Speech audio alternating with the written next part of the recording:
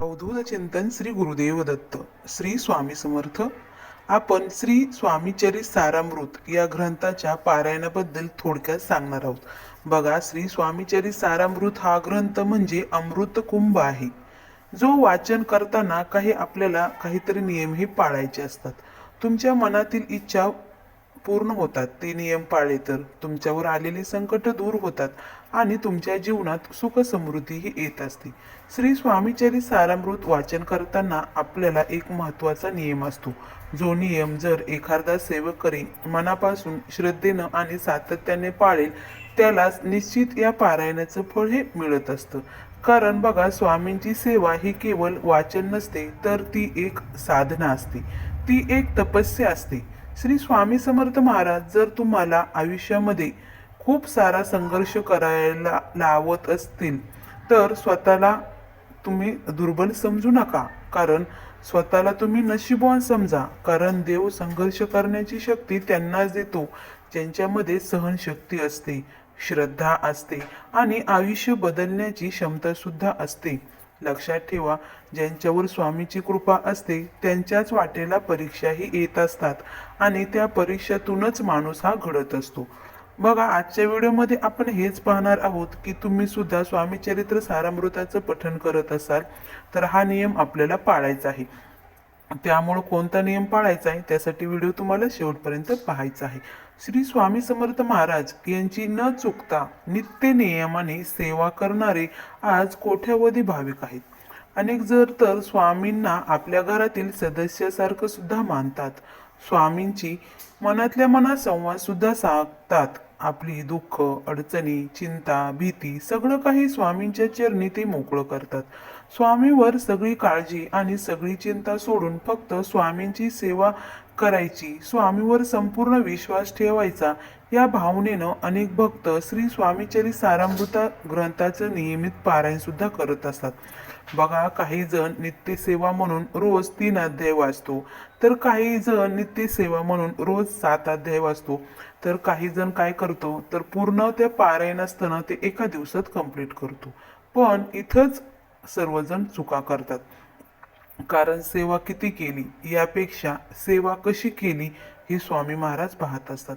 बऱ्याच वेळा असं होतं की आपण मनापासून सेवा करतो, उपवास करतो, पारायण करतो, पण तरी पण आपली इच्छा पूर्ण होत नाही. मग मनात प्रश्न निर्माण होतो की आपण इतकी सेवा करूनही आपल्याला फळ का मिळत नाही.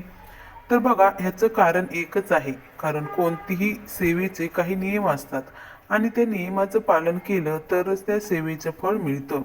स्वामींची सगळ्यात उच्च कोटीची श्रेष्ठ सेवा कोणती तर ती आहे श्री स्वामीचरित सारामृताचं पठण करणं. बघा, लक्षात ठेवा, सेवा करत असताना सुद्धा काही अत्यंत महत्त्वाचे नियम असतात जे पाळणं खूप गरजेचं असतं. तर बघा, कोणते नियम पाळायचे आपल्याला तर आपण जी स्वामींची सेवा करतो ना, ती कोणत्या पद्धतीनं केली पाहिजे जेणेकरून तुम्हाला स्वामीकडून कृपा, आशीर्वाद आणि तुमची इच्छा पूर्ती होण्यासाठी आपण ही सेवा करत असतो. बरोबर आहे ना.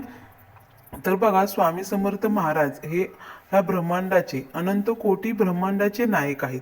प्रत्येक गोष्ट, प्रत्येक कण आणि प्रत्येक जीव हे स्वामी महाराजांनी निर्माण केले आहेत. आपल्या धर्मात असं सांगितलं जातं की प्रत्येक वस्तूत, प्रत्येक अनात, प्रत्येक अणुरेणात हा परमेश्वर हा वास करत असतो. जेव्हा आपण स्वामी सेवा करतो तेव्हा आपण स्वामींना सर्व साक्षी, सर्वेश्वर मानून सेवा करत असतो. बरोबर ना. त्यामुळे नित्यसेवेमध्ये स्थळ, काळ, वेळ याचं बंधन नसतं. कुठेही, कधीही आणि मनापासून केलेली सेवा स्वामी स्वीकारतात. पण जर तुम्ही कुठलीही सेवा करत असाल तर आपल्याला ती संकल्पयुक्त सेवा करायची असते.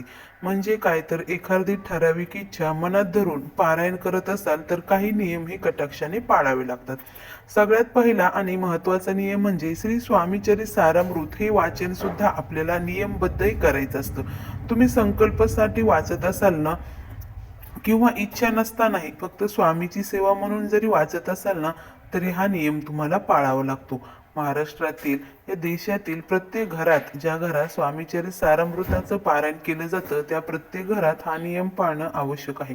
तर हा नियम पाळणं शक्य नसेल तर फक्त वाचन करून काही फायदा होत नाही. हे लक्षात ठेवा. स्वामीचरित सारामृत हा ग्रंथ अमृतासमान आहे. संकटात सापडलेला माणूस, दुःखात बुडालेला जीव, आजारी शरीर, कर्जात अडकलेलं आयुष्य या सगळ्यांसाठी हा ग्रंथ एकमेव आधार आहे. हा ग्रंथ वेगवेगळ्या पद्धतीने सुद्धा वाचता येतो. पुस्तक एकच असतं, अध्याय एकच असतात, परंतु संकल्प हे वेगवेगळे असतात. जसं की कोणी कर्जमुक्तीसाठी वाचतं.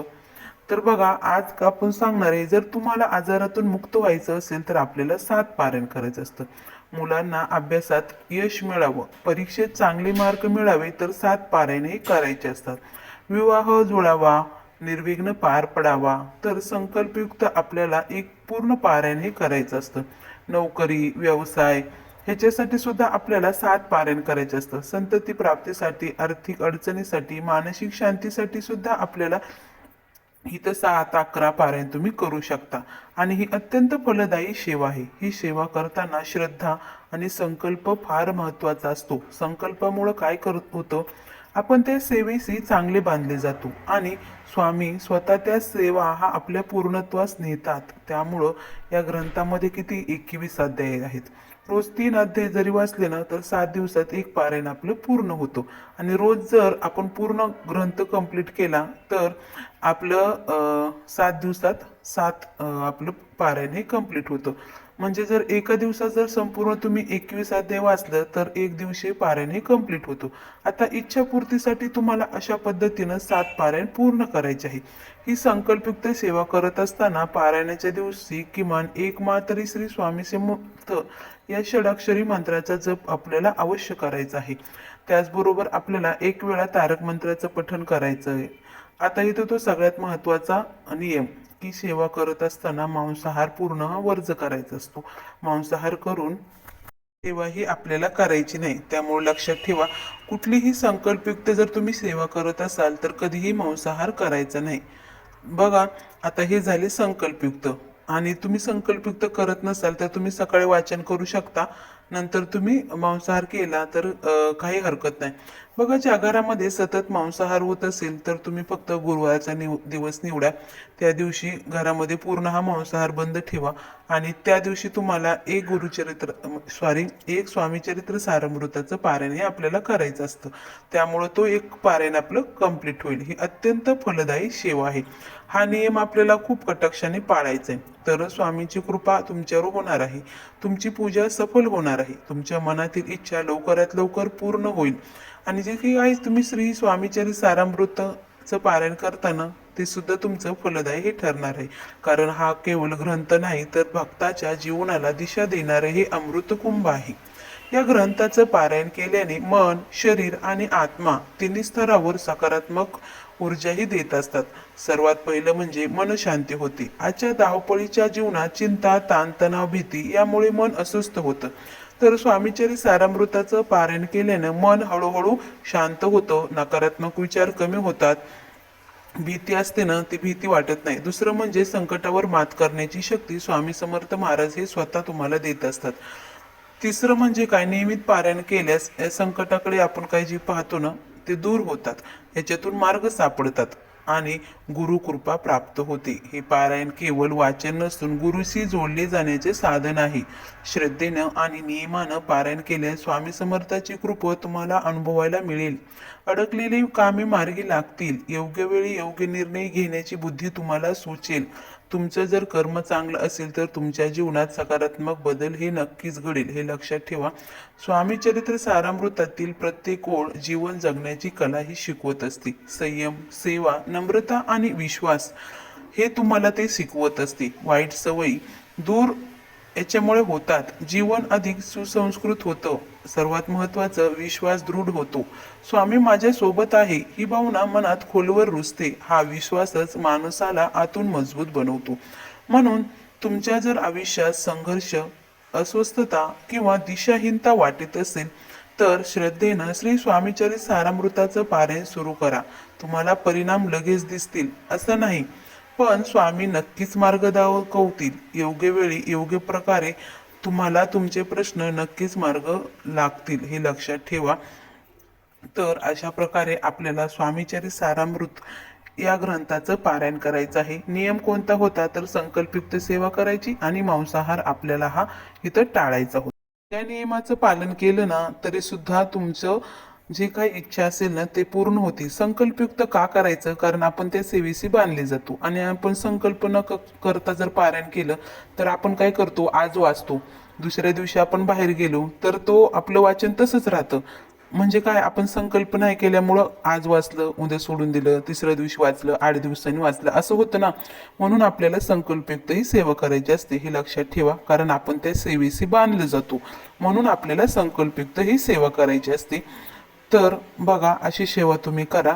महाराज तुमचा नक्कीच चांगल्या इच्छा ह्या पूर्ण होतील. स्वामी महाराज तुमच्या सर्व चांगल्या इच्छा पूर्ण करू हीच माझी त्यांच्या चरणी प्रार्थना. श्री स्वामी समर्थ. श्री गुरुदेव दत्त.